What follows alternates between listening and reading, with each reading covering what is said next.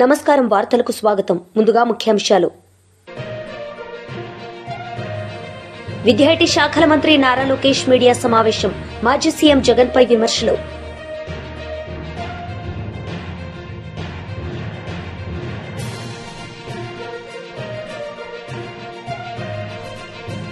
Medak MP Raghunandan Rao media సమావేశం. పలు అంశాలపై వివరణ.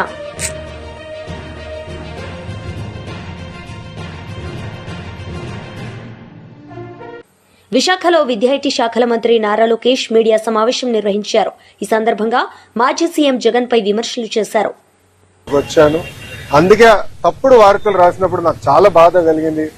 క్యారికేచర్ వేసి, అంటే పైన నా ఫోటో కింద క్యారికేచర్ వేసి నన్ను కించపరిచే విధంగా చేసినప్పుడు దీని మీద పోరాడాలని ఆనాడే నేను నిర్ణయించాను. తప్పుడు రాతలపైన తప్పనిసరిగా నాడు నేడు ఎప్పుడు నేను పోరాడతాను. 2 కాదు, 3 కాదు, 5 కాదు, ఇంకో సంవత్సరం ఎక్కువ పెట్టినా న్యాయం నా వైపు ఉందని నేను బలంగా నమ్ముతున్నాను. నేను గెలుస్తానని కూడా నేను నమ్ముతున్నాను. ఎందుకంటే నేను ఏనాడు తప్పు చేయని వ్యక్తి, నేను చేయబోను కూడా. సో ఇప్పుడు మీడియా మిత్రులు కానీ ప్రశ్న ఉంటే దానికి సమాధానం చెప్పేదాన్ని నేను సిద్ధం.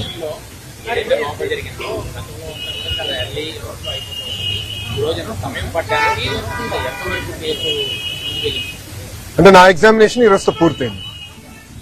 సో నెక్స్ట్ టైం వైజాగ్ వచ్చినప్పుడు వేరే కంపెనీల కోసం వస్తాను.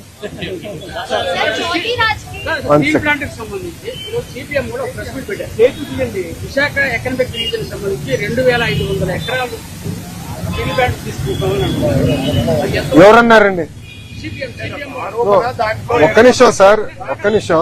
2500 ఎకరాలు విశాఖ ఎకనామిక్ రీజన్ కోసం తీసుకుంటున్నారు. ఆల్రెడీ 1100 ఎకరాలు సేల్కి ఇచ్చారు, వాళ్ళు వాడలేదు. అలా 3000 ఎకరాలు తీసుకుంటారు. ఏ ప్రాతిపదిక కోసం తీసుకున్నారో ఆ భూమి తలకి మెయిన్ తలకి ఓట్లు డైవర్ట్ అవుతుందని వారు ఆరోపిస్తున్నారు. మెయిన్ ఆరోపణ మీరే అంటున్నారు ఆరోపణ అని. ఇంకా సమాధానం చెప్పాలా? బాస్ ఒక్క నిమిషం. ఎవరైనా స్టేట్మెంట్ ఇచ్చారా? మంత్రి కానివ్వండి, అంటే గౌరవ ముఖ్యమంత్రి గారు కానివ్వండి, గౌరవ ఉప ముఖ్యమంత్రి గారు కానివ్వండి, ప్రభుత్వం సంబంధించిన అంటే ఎన్డీఏ ప్రభుత్వానికి సంబంధించిన ఎవరన్నా స్టేట్మెంట్ ఇచ్చారా? పలానా భూమి 14,000 కోట్ల రూపాయలు కేంద్ర ప్రభుత్వం, రాష్ట్ర ప్రభుత్వం విశాఖ ఉక్కుని కాపాడేదానికి మేము ఇన్ఫ్యూజ్ చేశాం. ఈరోజు విశాఖ ఉక్కు 3rd మన బాయిలర్ ఏదైతే ఉందో అది కూడా మేము యాక్టివేట్ చేశాము. ఫుల్ ప్రొడక్షన్ కి మేము తీసుకొచ్చాము. గతంలో కూడా ఇలాంటి పరిస్థితి వస్తే ఆనాడు వాజ్పేయి గారు, చంద్రబాబు నాయుడు గారు కలిసి విశాఖ ఉక్కుని కాపాడారు. ఈ రోజు మోడీ గారు, చంద్రబాబు నాయుడు గారు కలిసి మళ్ళీ విశాఖ ఉక్కుని కాపాడుతున్నారు. సో అపోహలు ఏం అవసరం లేదు. విశాఖ ఉక్కుని ప్రైవేటీకరణ జరగదు, జరగనీయం. కానీ విశాఖ ఉక్కు ప్రాఫిట్ లో నడవాలని మేమందరం కోరుకుంటున్నాం. ఎందుకంటే పదే పదే బెయిల్అవుట్లు ఇస్తాం కరెక్ట్ కాదు. ప్రాఫిట్ లో నడవాలి, దానికి అందరూ సహకరించాలి. విశాఖ ఉక్కుకి సంబంధించిన భూమి 1 ఎకరం ఒరిజినల్ ఇంటెన్షన్ కి ఇచ్చారో దానికే వాడతాం తప్ప వేరే దానికి డైవర్ట్ చేయాలన్న ఆలోచన ఎన్డీఏ ప్రభుత్వానికి లేదు. సిపిఎం సోదరులకి స్క్రిప్ట్ ఎక్కడి నుంచి వచ్చిందో వాళ్ళే దానికి సమాధానం చెప్తే బాగుంటుంది.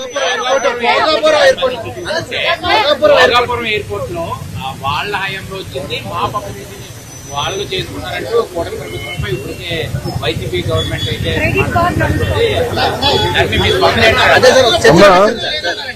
ఒక మాట చెప్పాలి. క్రెడిట్ కోసం ఇక్కడ ఎవరు పోరాడట్లేదు. పని చేసేదానికి, ప్రజలకి పెద్ద ఎత్తున ఉద్యోగాలు, ఉపాధి కల్పించడానికి మేము అహర్నిశలు కష్టపడుతున్నాము. దయచేసి అది గుర్తుపెట్టుకోండి. ఇదే జగన్మోహన్ రెడ్డి గారు ఆనాడు ఏం చెప్పారు?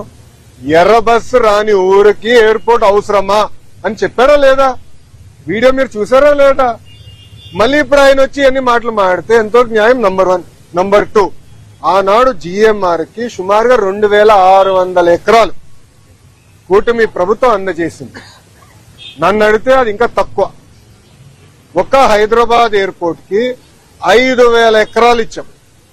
ఆనాడు ఇదే పెద్ద మనుషులు ఏమన్నారంటే హైదరాబాద్ ఎయిర్పోర్ట్ కి 5,000 ఎకరాలు అవసరమా, ఎయిర్పోర్ట్ కి 5,000 ఎకరాలు అవసరమా? ఈ రోజు మీరు హైదరాబాద్ ఎయిర్పోర్ట్ చూడండి, అదే సమయంలో బెంగళూరు ఎయిర్పోర్ట్ చూడండి. ఈ రోజు బెంగళూరు సిటీ 2వ ఎయిర్పోర్ట్ కోసం ఎత్తుకుతున్నారు. కానీ అదే హైదరాబాద్ రాబోయే 100 సంవత్సరాలు కూడా కావాల్సిన డెవలప్మెంట్ కి భూమి రెడీగా ఉంది. ఇదే టెర్మినల్ ఇంకొక మిర్రర్ కాపీ అటు పక్కన చేయొచ్చు. సో అలా ముందు చూపుతో ఒక విజన్ తో చంద్రబాబు నాయుడు గారు ఆనాడు చేశారు. జగన్మోహన్ రెడ్డి గారు అధికారంలోకి వచ్చిన తర్వాత జిఎంఆర్ కి ఇచ్చిన భూమి కూడా వెనక్కి తీసుకున్నాడు. సుమారుగా 600 ఎకరాలు వెనక్కి తీసుకున్నారు.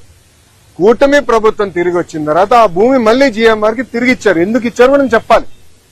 కేవలం ఒక ఎయిర్పోర్ట్ లో ఫ్లైట్ ల్యాండ్ అవుతాము, ప్యాసింజర్స్ దిగుతాం, ప్యాసింజర్స్ ఎక్కి వెళ్ళిపోతాం కాదు. లార్జర్ ఎకో సిస్టమ్ అనేది చాలా చాలా అవసరం. లార్జర్ ఎకో సిస్టమ్ అంటే MRO engine maintenance, under body maintenance, paint shop, ఇవన్నీ ఎకో సిస్టమ్ ఏర్పాటు చేస్తేనే పెద్ద ఎత్తున మన పిల్లలకు ఉద్యోగాలు, ఉపాధి కల్పించగలుగుతాం. వైఎస్ఆర్సీపీ ఎంపీ వైఎస్ అవినాష్ రెడ్డి మీడియా సమావేశం నిర్వహించారు. ఈ సందర్భంగా పలు అంశాలపై ఆయన మాట్లాడారు. చంద్రబాబు నాయుడు గారు మేమిద్దరం క్లోజ్డ్ రూమ్లో కూర్చొని రాయలసీమ ఎత్తిపోతలకు పూర్తిగా సమాధి కట్టేసినాము, పూర్తిగా పనులు ఆపిచ్చేసినామని చెప్పి తెలంగాణ అసెంబ్లీ సాక్షిగా రేవంత్ రెడ్డి గారు ఏదైతే మరి స్పష్టం చేశారో ఆ మాట చెప్పినప్పటి నుంచి కూడా రైతుల్లో తీవ్రమైన అభద్రతాభావము, ఆందోళన ఉన్నాయి. రైతుల అభద్రతాభావము, రైతుల ఆందోళనను డిఆర్సీ ద్వారా ప్రభుత్వం దృష్టికి తీసుకెళ్లేందుకే మేమందరం వచ్చాం. మరి ముఖ్యంగా ఈరోజు మాకు ఎటువంటి అసలు ఏమాత్రం కూడా మా వాదన వినే పరిస్థితి కూడా అక్కడ కనిపించలేదు. ఈరోజు ప్రతి రైతుల్లో కూడా ఆందోళన ఉంది. వర్షాలు బాగా పడినప్పుడు, శ్రీశైలంలో ఫ్లడ్ డేస్ ఎక్కువ ఉన్నప్పుడు తెలంగాణ పవర్ జనరేట్ చేసిన, తెలంగాణ ఎత్తిపోతల పథకాల్లో నీళ్లు ఎత్తిపోసుకున్నా మనం గ్రావిటీ ద్వారా తీసుకోవచ్చు. ఏది వర్షాలు బాగా పడినప్పుడు ఫ్లడ్ డేస్ దాదాపు 150-180 రోజులు ఫ్లడ్ డేస్ ఉన్నప్పుడు ఇది సాధ్యం. కానీ ఫ్లడ్ డేస్ తక్కువ ఉన్నప్పుడు మన పరిస్థితి చాలా ఘోరంగా ఉంటుంది. మన ప్రాంతానికి 111 టీఎంసీలు రావాలా, ఎస్ఆర్బీసీకి సంబంధించి 19 టీఎంసీలు రావాలా, తెలుగుగంగకు సంబంధించి 39 టీఎంసీలు రావాలా, జిఎన్ఎస్ఎస్కి సంబంధించి 38 టీఎంసీలు రావాలా, చెన్నై డ్రింకింగ్ వాటర్కు 15 టీఎంసీలు రావాలా, కేసీ కెనాల్ ఏదైతే ఇక్కడ మనం శ్రీశైలం నుంచి మనం తీసుకుంటామో దానికి 10 టీఎంసీలు రావాలా, మొత్తం 111 టీఎంసీలు నీళ్ళు మనకు రావాలా. మొత్తం కేసీ కెనాల్ రైతాంగం, జిఎన్ఎస్ఎస్ కింద ఆయకట్టు రైతాంగం, తెలుగుగంగ ఆయకట్టు అంటే బ్రహ్మం సాగరు, SR1, SR2 రైతాంగం, ఇన్ని లక్షల మంది రైతులు వీటి మీద ఆధారపడి ఉన్నారు. మరి ఇంత పెద్ద అంశాన్ని ఏమాత్రం అంటే మేము చర్చ మొదలు పెడితే 2 నిమిషాలు మా వాదన వింటనే రివర్స్ ఎదురుదాడికి మళ్ళా మేము సమాధానం ఇస్తే డైవర్షను. కేవలం ఎదురుదాడి, డైవర్షన్ తప్ప ఏమీ లేదు ఇక్కడ. ఏ సమస్యలు ఏవనెత్తినా ఇంతే. మరి ఈ డిఆర్సీ మీటింగ్లు ఎందుకో మరి అర్థం కాని పరిస్థితి.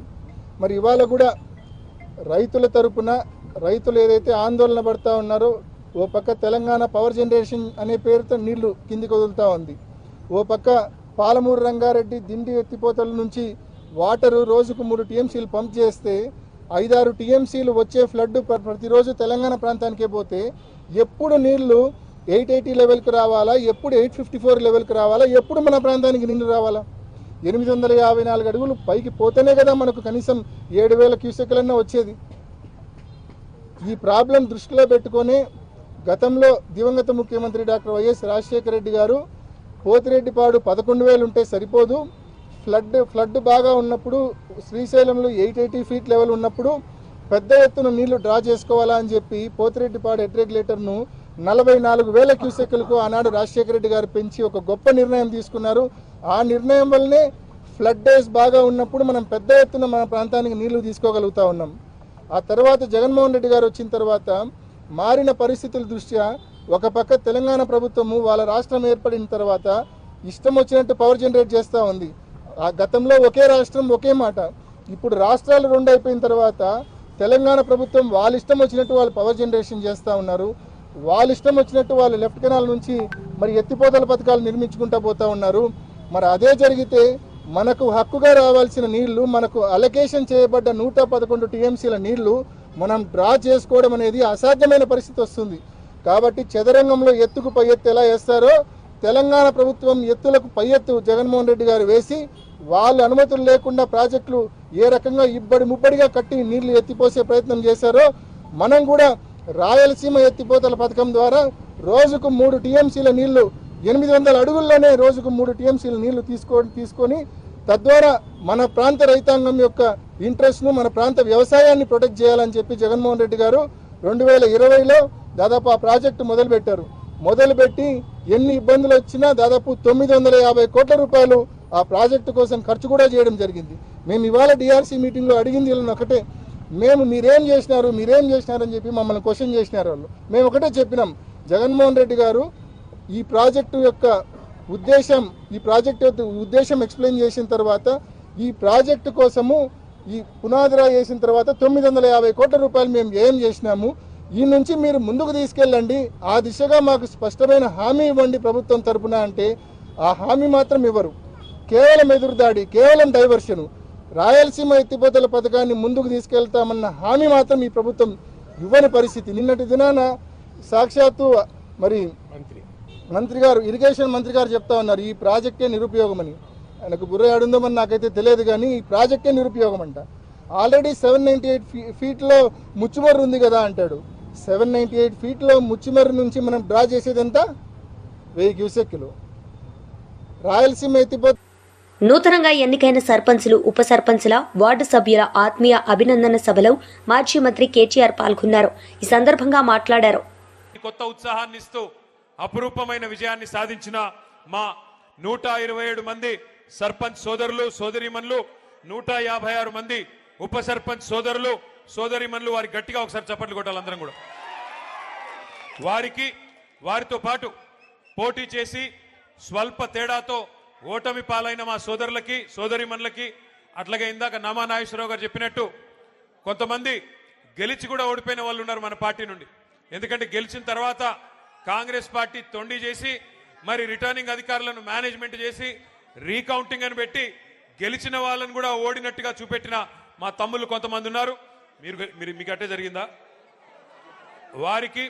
వారితో పాటు అభ్యర్థుల గెలుపు కోసం పనిచేసిన ప్రతి గులాబీ తమ్ముడికి, చెల్లెలకి, అక్కకి, అన్నకి, అందరికీ, పత్రికా మిత్రులకి పేరు పేరున అందరికీ హృదయపూర్వకంగా శిరస్సు వంచి నమస్కారం. ఈరోజు ఖమ్మానికి వస్తుంటే మాకు పాలేరులో నాయకన్ గూడెం కాడ మరి మా తమ్ముళ్ళు పాలేరు నియోజకవర్గ సోదరులు పెద్ద ఎత్తున అక్కడ స్వాగతం పలికారు. ఉపేందర్ రెడ్డి గారు నాతో పాటు హైదరాబాద్ నుంచి వచ్చినారు.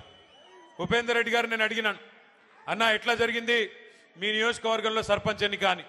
వారు ఒకటే మాట చెప్పారు, కాంగ్రెస్ ఓటమికి రంగం సిద్ధమైంది, తొందరలోనే పల్లెల్లో ప్రజలు భరతం పట్టడానికి సిద్ధంగా ఉన్నారు, తొందరలో కార్పొరేషన్లో కూడా అదే జరగబోతోంది, మున్సిపాలిటీలో కూడా అదే జరగబోతోంది.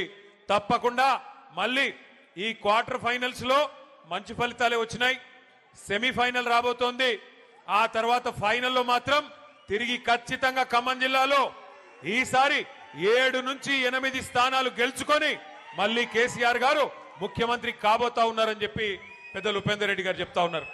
ఇది నా మాటో మీ మాటో కాదు, అక్కడి నుంచి ఇక్కడ దాకా వస్తూ ఉంటే ప్రజల స్పందన, ప్రజల హావభావాలు, వారి మాటలు ఇవన్నీ కూడా వింటా వచ్చినాను. మధ్యలో ఒక దగ్గర కొద్దిసేపు టీ తాగుదామని ఆగినాం. అక్కడ పాలేరు నియోజకవర్గం ఎంటర్ అయిన తర్వాత ఆ టోల్ గేట్కి యువతల కొద్దిసేపు ఆగినాం. ఆగితే 2-3 రైతన్నలు వచ్చారు. వచ్చి వాళ్ళ గోడు చెప్పుకుంటున్నారు పాలేరు వాళ్ళు. అన్నా, మా ఎమ్మెల్యే గారు ఇప్పుడు మంత్రిగా ఉన్నారు, వ్యవసాయ మంత్రి గారు మా జిల్లా, 2 ఉన్నారు, ఉప ముఖ్యమంత్రి కూడా మా జిల్లానే, 3 మంత్రులు 3 మొనగాళ్ళు ఉన్నారు. కానీ దురదృష్టం ఒక్క యూరియా బస్తా దొరకడం లేదు. ఎవరికి చెప్పుకోవాలి మేము, ఎవరికి చెప్పుకోవాలా అని రైతన్నలు వచ్చి అడుగుతుంటే వారిని నేను ఒకటే అడిగిన, మరి మార్పు అన్నారు, మార్పు అని ఓటేశారు, బాగున్నదా మార్పు అని అడిగిన. అంటే ఏం చెప్పాలన్నా, సరే జరిగింది, పాలిచ్చే గేదెని వద్దనుకుని తన్నే దున్నపోతుని తెచ్చుకున్నాము, తప్పదు కదా, అనుభవించక తప్పదు కదా అని చెప్పారు. రైతులు కూడా బాధపడతా ఉన్నారు. ఇవాళ నేను స్పష్టంగా చూస్తా ఉన్నా, ఖమ్మం ప్రజల్లో ఒక కాంగ్రెస్ పార్టీ మీద తీవ్రమైన వ్యతిరేకత, తీవ్రమైన కోపం కనబడతా ఉంది. సహజంగా మీరు అక్కడని నేను ఇక్కడంటే ఎవరికి కనబడుతుంది స్వామి, సహజంగా ఎప్పుడైనా స్థానిక సంస్థల ఎన్నికల్లో సహజంగానే నిజానికి అధికార పార్టీకి ఎంతో కొంత అడ్వాంటేజ్ ఉంటుంది. మీకు గుర్తుండాలి, మనం అధికారంలో ఉన్నప్పుడు పంచాయతీ ఎన్నికలు పెడితే కనీసం కాంగ్రెస్ వాళ్ళు ఎన్ని గెలిచారయ్యా అంటే వేళ్ల మీద లెక్క పెట్టుకోదగ్గర సంఖ్యలో తప్ప పర్ఫార్మెన్స్ లేదు, 10% లోపల తప్ప గెలిచిందేమీ లేదు. కానీ వాళ్ళ రాష్ట్ర వ్యాప్తంగా ఒక్క ఖమ్మంలోనో కొత్తగూడెంలోనో కాదు, రాష్ట్ర వ్యాప్తంగా కనుక చూసినట్టయితే 40% సర్పంచులు మన వాళ్ళు గెలిచారంటే ఇది మామూలు విషయం కాదు. అది కూడా 2 ఏళ్లలోపే. 2 ఏళ్లలోపు జరిగిన ఎన్నికల్లో పరిస్థితి ఇట్లా ఉంది అంటే రానున్న రోజుల్లో పరిస్థితి ఎట్లా ఉండబోతోందో మనం అర్థం చేసుకోవచ్చు. తప్పకుండా ఒకటి మాత్రం పక్కా, ఇవాళ 2 ఏళ్లలోనే ప్రజలకు అర్థమైపోయింది. ఎన్నో ఆశలు, ఎన్నో అబద్ధాలు, ఎన్నో రకాల అలవిగాని హామీలు ఇవన్నీ ఇచ్చి అధికారంలోకి వచ్చింది కాంగ్రెస్ పార్టీ.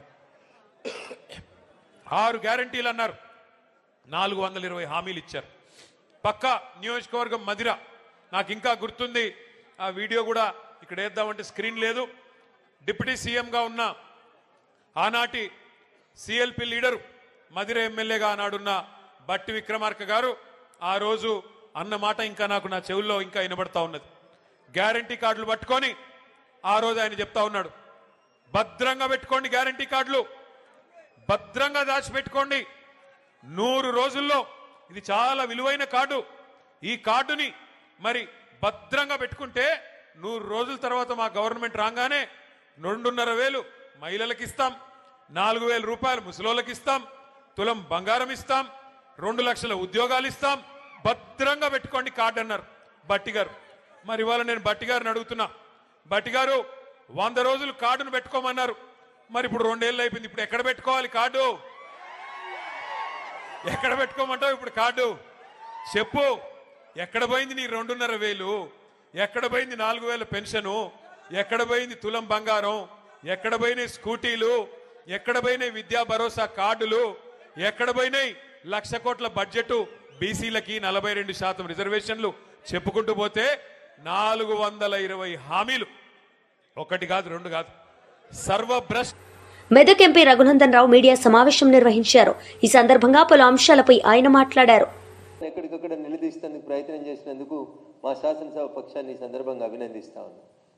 రాష్ట్ర ప్రజలు ఒకసారి ఆలోచించాలి, తెలంగాణ సమాజం కూడా ఒకటి ఆలోచించాలి.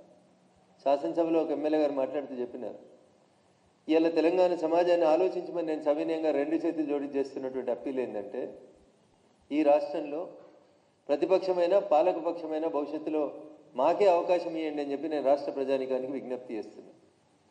కాంగ్రెస్ ముఖ్యమంత్రి గారు మాట్లాడతారంటే 20 మంది శాసనసభ్యులు లేరు శాసనసభలో. This is the fate of the Congress party and Revanth Reddy. Revanth Reddy గారినో కాంగ్రెస్ పార్టీ గుర్తునో చూసి రాష్ట్రంలో వాళ్ళు అధికారంలోకి రాలేదు.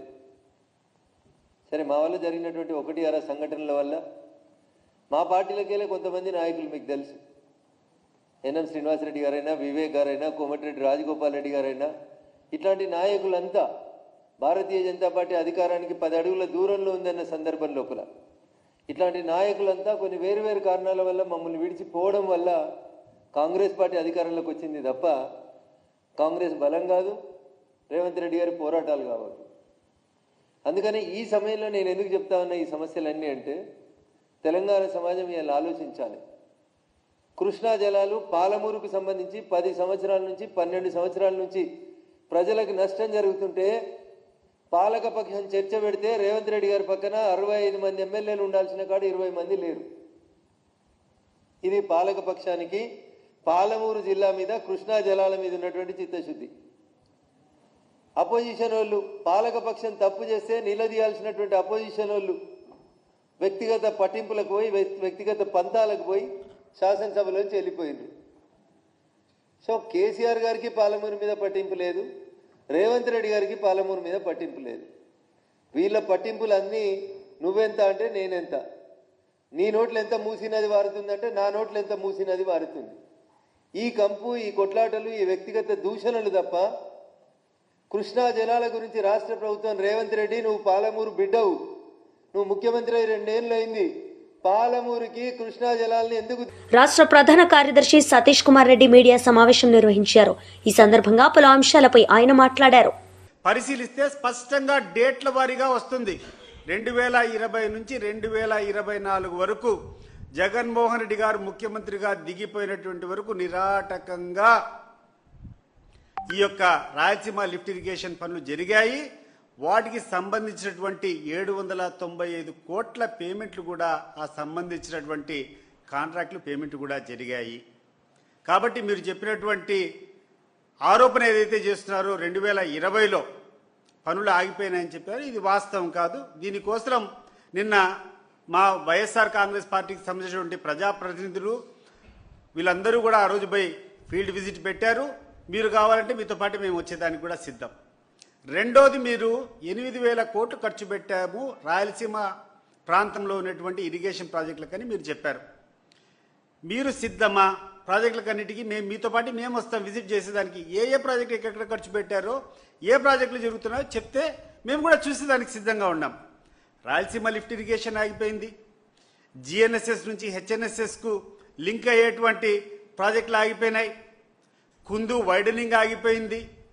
పోతిరెడ్డిపాడు దగ్గర నుంచి ఆ తర్వాత జిఎన్ఎస్ఎస్ గండికోట వరకు వచ్చేటువంటి వైడనింగ్ పనులన్నీ ఆగిపోయినాయి. టన్నెల్ పనులు ఆగిపోయినాయి. ఏ పనిని చేశారండి మీరు రాయలసీమలో? గతంలో జరిగినటువంటి పనులకు ఎవరన్నా కమిషన్లు ఇస్తే ఆ కమిషన్ల కోసం కక్కుర్తిపడి మీరు పేమెంట్ చేసినారు తప్పితే ఈ రోజుటి వరకు ఒక్క హెచ్ఎన్ఎస్ఎస్లో లైనింగ్ పనులు తప్ప ఏ కార్యక్రమం జరగం లేదు. ఇది వాస్తవం.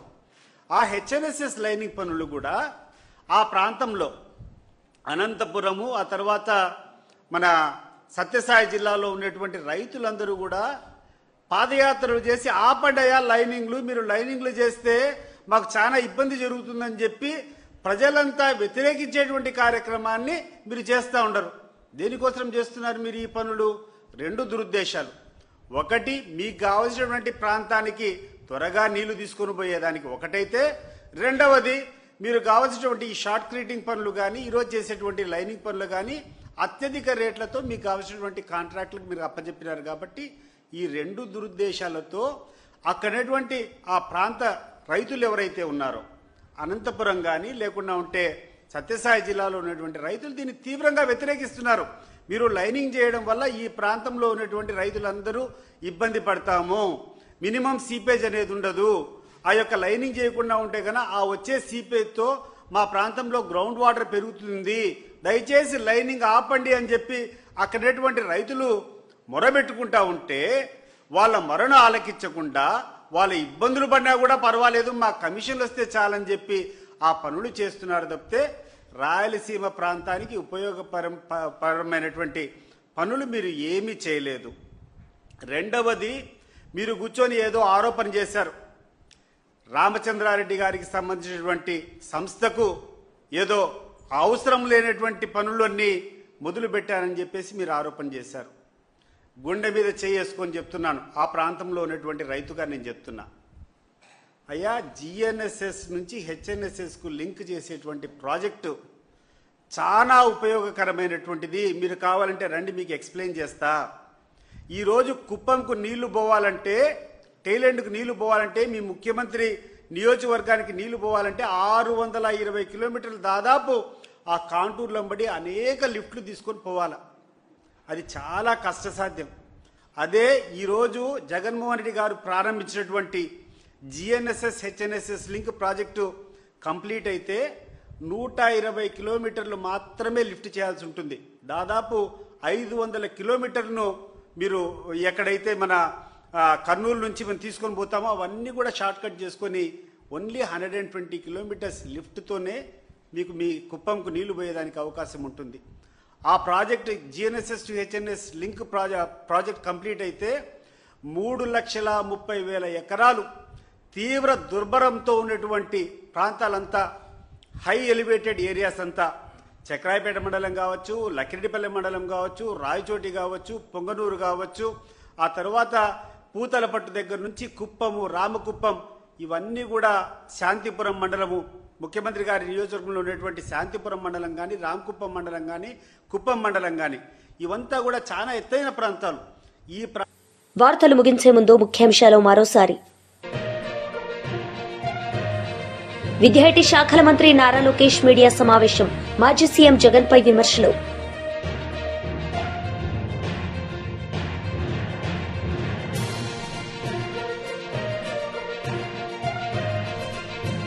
మెదక్ ఎంపీ రఘునందన్ రావు మీడియా సమావేశం, పలు అంశాలపై వివరణ.